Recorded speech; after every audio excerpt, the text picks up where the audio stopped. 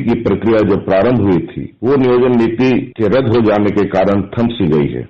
ऐसी स्थिति में या तो हम उच्च न्यायालय के निर्णय को सुप्रीम कोर्ट में चुनौती दें या जब तक 1932 की खतियान आधारित नियोजन नीति एवं पिछड़े वर्गों को 27% के विषय को 9वीं अनुसूची का संरक्षण नहीं मिल जाता तब तक के लिए 2016 से पहले की नियोजन नीति को बहाल करते हुए नियुक्ति प्रक्रिया को आगे बढ़ा सकते हैं। मेरा पूरा प्रयास है कि राज्य के मूलवासी आदिवासी के हितों की रक्षा की जाए, साथ ही रोजगार नौकरी के पर्याप्त अवसर भी समय रहते उपलब्ध हों। युवा साथियों, मैं आप ही में से एक हूं। ऐसी परिस्थिति में मैं आपकी राय जानना चाहता हूं कि क्या हमें पूर्व की नियोजन नीति के आधार पर नियुक्ति प्रक्रिया प्रारंभ कर देनी चाहिए? हाँ नहीं में आप अपना उत्तर दें। जय हिंद दोस्तों, झारखंड प्रेस में आपका स्वागत है। जिसके लिए चैनल को सब्सक्राइब नहीं किया है जैसे सब्सक्राइब कर लें। जैसे कि आप सभी ने सुना है, हेमंत सोरेन का एक ऑडियो क्लिप बहुत जल्दी से वायरल हो गया है। एक बहुत तेजी से ये वायरल ऑडियो क्लिप आप सभी ने या तो ट्विटर से सुना होगा या तो फेसबुक से सुना होगा या तो ये कॉल हर किसी को आ रहा है। जिस किसी ने भी जेएसएससी के द्वारा जितने सारे फॉर्म को भी रद्द कर दिया गया है, उनका डाटाबेस सरकार के पास था, उन सभी को ये कॉल आ रहा है और उसमें ये 3 चीज़ें पूछी जा रही है कि जब से झारखंड सरकार के झारखंड के हाईकोर्ट ने नियोजन नीति को रद्द कर दिया है, उसके बाद से सारे विज्ञापन को रद्द कर दिया गया, उसके बाद से सरकार ये एक ऑडियो सर्वे करा रही है। ये एक गुप्त तरह से झारखंड सरकार ऑडियो सर्वे करा रही है क्योंकि उसके लिए उन्होंने कोई घोषणा नहीं की थी। एक कैंडिडेट को हर किसी को एक कॉल आ रहा है, एक रैंडम नंबर से कॉल आ रहा है। ये नंबर है 8068 सीरीज के नंबर से कॉल आ रहा है।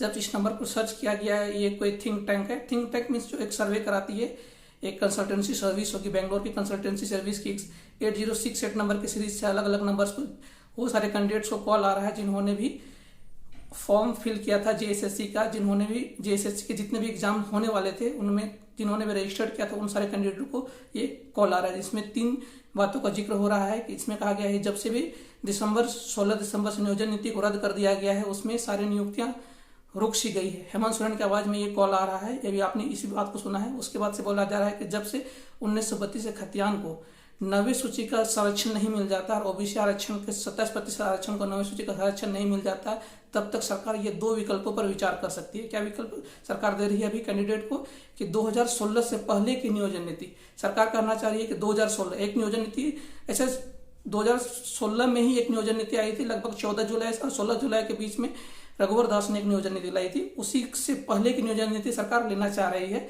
तो उस पर ये सरकार हाँ और ना में जवाब मांग रही है। आपने इस ऑडियो क्लिप को अभी सुना, तो सरकार का यही कहना है कि अगर आप हाँ में है तो आप हाँ में जवाब दीजिए, अगर आप ना में है तो ना में जवाब दीजिए। ये कॉल हर उस कैंडिडेट को आ रहा है जिन्होंने जेएसएससी का फॉर्म भरा था। जेएसएससी में भी अलग अलग तरह के टेक्निकल में, नॉन टेक्निकल, टेक्निकल और नॉन टेक्निकल, चाहे जेएसएससी सीजीएल का हो, चाहे कंप्यूटर ऑपरेटर का हो, चाहे जेएसएससी के लगभग 17 विज्ञापन थे। जितने 17 विज्ञापन में आपने किसी में भी अगर आपने फॉर्म भरा था तो आपको ये डेफिनेटली ये कॉल को आपने रिसीव किया होगा। इसमें ये हेमंत सोरेन की आवाज आ रहा है। तो थोड़ा सा ये एक बहुत चिंता का विषय है क्योंकि हेमंत सोरेन पहले तो शुरू में, अब जब से उनकी नियोजन नीति रद्द हुई है दिसंबर 2022, 16 दिसंबर 2022, 16 और 17 दिसंबर 2022 से जब से उनकी नियोजन नीति रद्द हुई है तब से सरकार कोई भी नया नियुक्तियां नहीं कर पा रही है, कोई विज्ञापन नहीं ला पा रही है। उसके बाद से सरकार एक अलग अलग पहलुओं पर विचार कर रही है, लेकिन जो पहलू सरकार, जो ऑप्शन सरकार कैंडिडेट को दे रही है वो थोड़ा सा सुटेबल ऑप्शंस है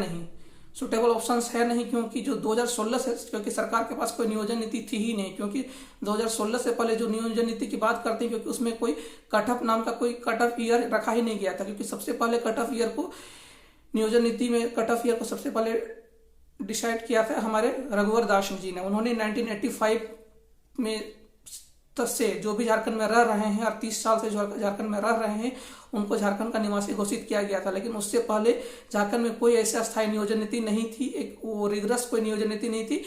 वैसे ही रैंडम वेरीफाई करके नियोजन दिया जाता था, वैसी कोई अस्थायी नियोजन नीति नहीं थी। सरकार उसी ओल्ड मॉडल पर जाना चाह रही है जो कि एक सही विकल्प सरकार कैंडिडेट को नहीं दे रही है। आपकी क्या राय है उस पर हम एक कंप्लीट वीडियो लाएंगे कि और क्या क्या फॉल्ट हैं इस विषय में। लेकिन अभी जो कैंडिडेट को ऑप्शन दिए जा रहे हैं कि 2016 के पहले की नियोजन नीति पर हाँ और ना पर जवाब मांगा जा रहा है, क्योंकि सरकार एक पहला ऑप्शन बोलती है कि या तुम सुप्रीम कोर्ट जाएंगे, क्योंकि सुप्रीम कोर्ट में जाने का तो एक ऑप्शन बचता ही नहीं है, क्योंकि सुप्रीम कोर्ट और डेफिनेटली आपको हमने पहले ही बता दिया था कि सरकार सुप्रीम कोर्ट इस विषय पर कदापि जा ही नहीं सकती है, क्योंकि इसमें आर्टिकल 14 और आर्टिकल 16 का कंप्लीट डायरेक्ट उल्लंघन है कि इसमें अच्छे में उनको सरकार को मतलब हिदायत दी है कि आप सुप्रीम कोर्ट में भी जाइएगा तो इस पर आपको सेम वर्डिक्ट ही आने वाला है।